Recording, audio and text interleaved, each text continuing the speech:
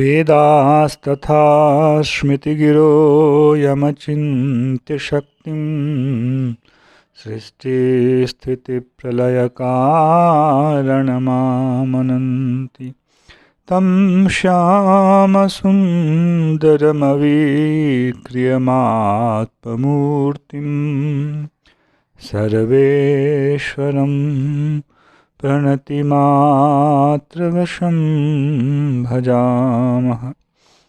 अज्ञाननिरधिरुपैति यया विशेषं भक्तिः परापि भजते परिपोषमुच्चैः तत्त्वं परं स्फुरति दुर्गममप्यजस्रं साद्गुण्यभृत् स्वरचितां प्रणमामि गीतां। नारायणं नमस्कृत्य नरं चैव नरोत्तमं देवीं सरस्वतीं व्यासं ततो जयमुदीरयेत्। हरे कृष्ण कृष्ण कृष्ण हरे हरे, हरे राम राम राम हरे हरे। गीता मंजरी का यह 132वां अंक है। विगत मंजरी में श्लोक संख्या 245 पर हम लोगों ने चर्चा की थी और उसमें निस्त्रे गुण्यो भवार्जुना इस शब्द का विस्तार किया था, इस वाक्य का। आज 5 प्रकार की जो विधियां भगवान ने दी, निस्त्रे गुण्यः भव, निर्द्वन्द्वः भव, नित्यसत्वस्थः भव, निर्योगक्षेमः भव, आत्मवान भव, इस पर चर्चा करेंगे। और ये समझिएगा, आप लोग समझेंगे कि ये पांचों जो विधान हैं, ये पांचों विधान ही योग के लिए बीज हैं। ये 5 स्तंभ हैं। जिस योग की बुद्धि की बात भगवान ने कही है, उसके लिए ये पांचों आदेश जो हैं भगवान के, ये स्तंभ स्वरूप हैं। इसमें से कोई भी स्तंभ यदि ठीक नहीं है तो योग का साधन ठीक नहीं होता है। सबसे पहले हम लोग निस्त्रे गुण्यः भव हम लोगों ने सुन लिया है। अब निर्द्वन्द्वः भव, इसका विचार किया जाए। पीछे द्वंद्व शब्द हमारे सामने आ चुका है, जहाँ क्षमा करेंगे, द्वंद्व का विषय हमारे सामने आ चुका है। पहले भगवान ने शम दुख सुखम श्लोक संख्या 215 में कहा, 214 में शीतोष्ण सुख दुखदाह यह कहा, फिर श्लोक संख्या 38 में सुख दुखे समे कृत्वा लाभालाभो जया जयो, यहाँ जो सुख दुख, लाभ अलाभ, जय अजय, यह विषय गया है। यह सब कुछ द्वंद्व कहलाता है। इसका 2 सहचर है। लाभ है तो अलाभ है, हानि है। जय है तो पराजय है। सुख है तो दुख है। इस तरह से जो जोड़े में रहते हैं उसको कहते हैं द्वंद्व। 2 का जोड़ा है इनका, तो 2 पदार्थों को मिलकर एक जोड़ा है। इस तरह की चीज़ों से ही हमारा जीवन आक्रांत है। यदि देखें तो हमारा जीवन सारा द्वंद्व के बीच में ही पड़ा रहता है। कभी सुख कभी दुख, कभी लाभ कभी हानि, कभी शीत कभी उष्ण। इससे हमें छुटकारा कभी नहीं मिलता है। इस द्वंद्व का कारण क्या होता है, इस पर आप लोगों ने कभी विचार किया है? शीत और उष्ण और इसकी अनुभूति, सुख और दुख, जय और पराजय, शीत और उष्ण को यदि हम छोड़ दें तो सुख और दुख को आप लोग समझ सकते हैं कि यह तो एक मानसिक भाव है, हमारी आंतरिक अनुभूति है। एक ही क्रिया आपको कभी सुख भी देने वाली हो जाती है, कभी दुख भी देने वाली हो जाती है। इसी प्रकार जय पराजय यह सब कुछ बाह्य भी घटित हो रहा होता है कहीं न कहीं, किसी न किसी प्रकार से, और उसका जो परिणाम हमारे अंतःकरण में पड़ता है, हमारे मन में, हमारी बुद्धि में पड़ता है, उससे भी एक भाव उदित होता है। वह भी बहुत आवश्यक है, उसके ऊपर चर्चा, उसके ऊपर ध्यान रखना। तो द्वंद्व जो है इन्हीं चीज़ों को लेकर होता है, और यह सब कुछ जो है गुणमय है। सुख दुख की हमारी जो अनुभूति है यह और कुछ नहीं है, गुणों का खेल है। शीत और उष्ण की जो हमारी अनुभूति है, सर्दी और गर्मी की, यह अनुभूति भी गुणों का खेल है। जय पराजय जो हम समझते हैं यह भी क्या है, यह सब गुणों का खेल है। इसलिए पहली विगत मंजरियों में कहा, गुण में ही सारा संसार है। जो भी अनंतताएं, अनंत विचित्रताएं हैं, ये सभी गुणों के ही कारण है। और भगवान ने जो पिछले वाक्य में, पिछली पंक्ति में निस्त्रैगुण्यः भव कहा, उसी का फलरूप क्या है? कैसे समझा जाएगा कि कोई व्यक्ति निस्त्रैगुण्य हो गया, निर्गुण हो गया? तो यह तब समझा जाएगा जब वह व्यक्ति निर्द्वंद्व हो गया। इसी को भगवान ने 2:38 में सुख दुखे समे कृत्वा लाभा लाभो जया जयो कहा है। सुख दुख में जब हमारी क्षमता हो जाए, लाभ अलाभ में हमारी क्षमता हो जाए, तो समझना चाहिए कि गुणों का जो असर है, खेल है, वह हमारे अंदर अब नहीं हो रहा है। तीनों गुणों का यह खेल जो है वह शांत हो गया है। तो यह है निर्द्वंद्व, निर्द्वंद्वः भव। अगला शब्द है नित्य सत्वस्थः भव। यह विषय तो थोड़ा और भी जटिल सा लग रहा है। शत्रु शब्द का अर्थ कहीं तो अंतःकरण होता है, कहीं तो जीव होता है, और गुण के अंतर्गत भी हमने एक शब्द सुना, सत्व गुण होता है। कैसा अर्थ यहाँ ग्रहण किया जाए, तो यह विचारणीय है। यदि हम सत्व को सत्व गुण समझेंगे तो यहीं की पंक्ति से विरोध हो जाएगा। क्यों? भगवान ने तो कहा है कि निस्त्रैगुण्यः भव। यदि निस्त्रैगुण्यः भव, तो फिर कैसे कह सकते हैं सत्वस्थः भव? फिर दोनों का विरोध होगा। भगवान बोले तीनों गुणों से अतीत हो, तीनों गुणों के प्रभाव से रहित हो जाओ, और फिर भगवान बोलें कि तुम सत्व में, सत्व गुण में स्थित हो जाओ। तो एक ही जगह, एक ही वाक्य में इस तरह दो विरोधी सिद्धांत उपस्थित हो जाएंगे। इसलिए सत्व शब्द का अर्थ जो है, हम सत्व गुण नहीं कर सकते हैं। ऐसा अर्थ करने से दोष हो जाएगा, अतः हमें किसी दूसरे अर्थ पर विचार करना पड़ेगा। सत्व शब्द का अर्थ अंतःकरण, नित्य अंतःकरण में स्थित हो जाओ। यहाँ यह भी बिल्कुल ही वाक्य के अनुरूप नहीं बन रहा है। सत्व का मतलब प्राणी भी होता है, नित्य प्राणी में स्थित हो जाओ ऐसा भी नहीं होता है।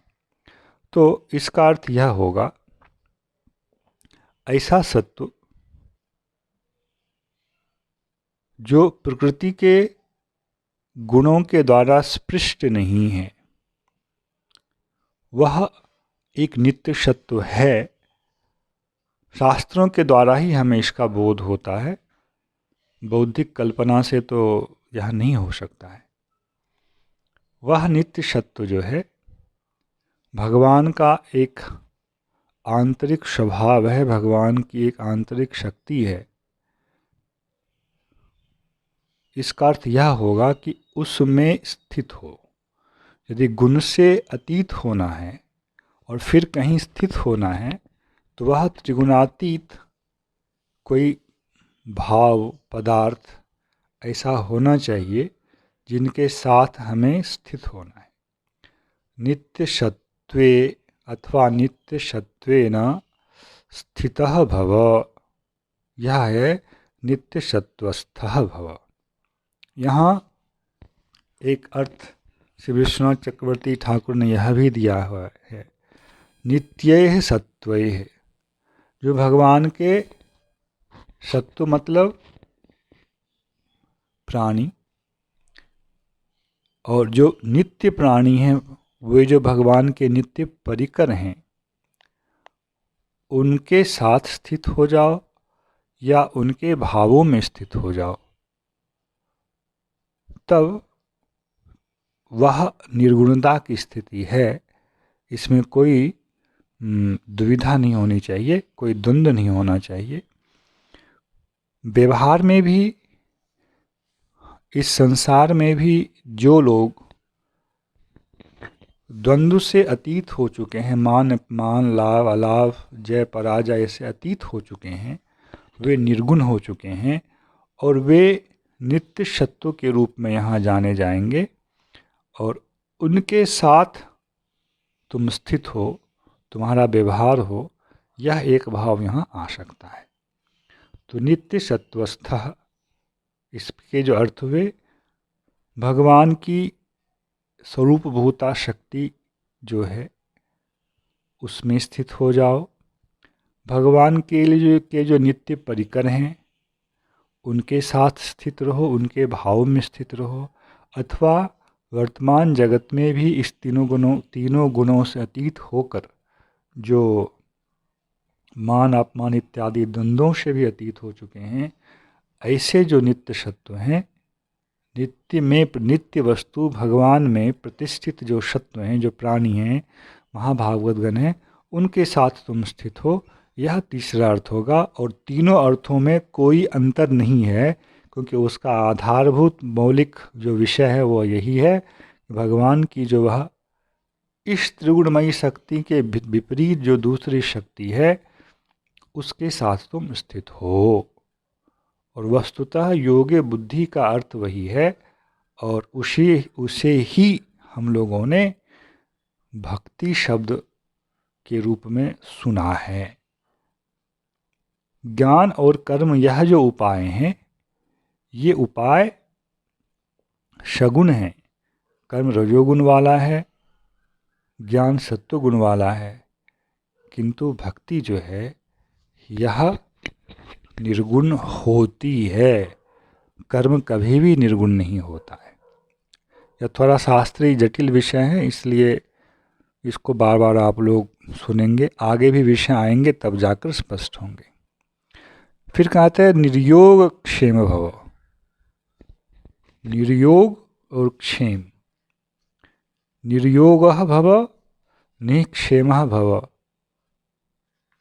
जो वस्तु हमें प्राप्त नहीं है उसकी प्राप्ति को कहते हैं योग, और जो वस्तु हमें प्राप्त है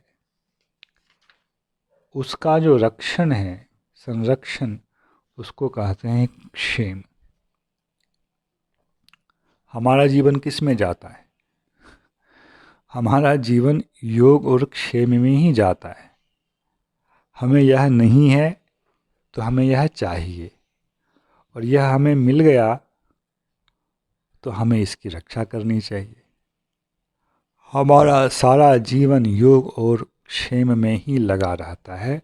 तो भगवान कह रहे हैं तुम्हें योग से भी रहित होना है, अर्थात जो वस्तु तुम्हें प्राप्त नहीं है उसको प्राप्त करने की कामना से तुम्हें कर्म नहीं करना है, क्रिया नहीं करनी है, उसकी चिंता नहीं करनी है।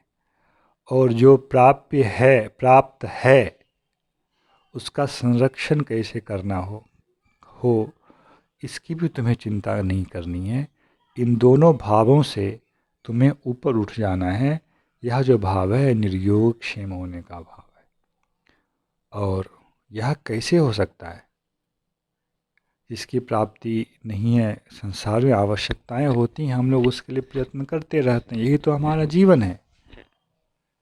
तो होगा। लाभ के लिए क्या विषय हम होना चाहिए, किस वस्तु की प्राप्ति हमें होनी चाहिए, यह जब स्थिर हो जाएगा तब तुम निर्योग क्षेम की स्थिति में आ जाओगे। क्षेम की चिंता, संरक्षण की चिंता इसीलिए तो बनती है क्योंकि वस्तु का चिरस्थायी संबंध नहीं है हमारे साथ। या तो वस्तु चिरस्थायी नहीं है और जब तक स्थायी है तब तक भी हमारा संबंध जो है वह नियत हो, यह नहीं कह सकते हैं। इसलिए हमें उसके संरक्षण की चिंता बनी रहती है। यह कब दूर होगी? तो भगवान बोलते हैं आत्मवान भव। कैसा बनना है? आत्मवान। जैसे हम लोग जानते हैं बलवान भव। बलवान का मतलब होता है बल से युक्त हो जाओ। श्रीमान भव, सौभाग्य से, सुंदरता से युक्त हो। धनवान, धन वाला, धन से युक्त हो। इसी तरह से भगवान कह रहे हैं आत्मवान भव। अभी हम क्या हैं? हम देहवान हैं, क्योंकि देह को ही हम अपना सब कुछ समझते हैं। भगवान बोलते हैं आत्मवान। आत्मा शब्द का यहाँ अर्थ है सबसे प्रमुख जो आत्मा परमात्मा है, तम परमात्मवान भव। ये जितनी भी चीज़ें यहाँ कही गई, निस्त्रैगुण्यः भव, निर्द्वन्द्वः भव, नित्यसत्वस्थः भव, निर्योगक्षेमः भव, यह समाप्त आकर कहाँ होती है ये चीज़ें? आत्मवान भव, परमात्मवान भव। परमात्मा का लाभ यदि हो जाए, धन का लाभ होने से हम धनवान हो जाते हैं, बुद्धि का लाभ होने से हम बुद्धिमान हो जाते हैं, बल का लाभ होने से हम बलवान हो जाते हैं। वैसे ही परमात्मा का लाभ यदि हो जाए तो हम आत्मवान हो जाएंगे। और परमात्मा को लाभ करना ही वह निस्त्रैगुण्य की दशा है। इसलिए इन पांचों उपदेशों में से जो विधि सर्वप्रधान है वह है आत्मवान भव। हमें किसका लाभ करना है? परमात्मा का लाभ करना है, परमात्मा की अनुभूति करनी है। इससे वंचित रहने के कारण ही हमारी सारी समस्याएं हो रही हैं। जय श्री कृष्ण। हरे कृष्ण कृष्ण कृष्ण हरे हरे, हरे राम राम राम हरे हरे।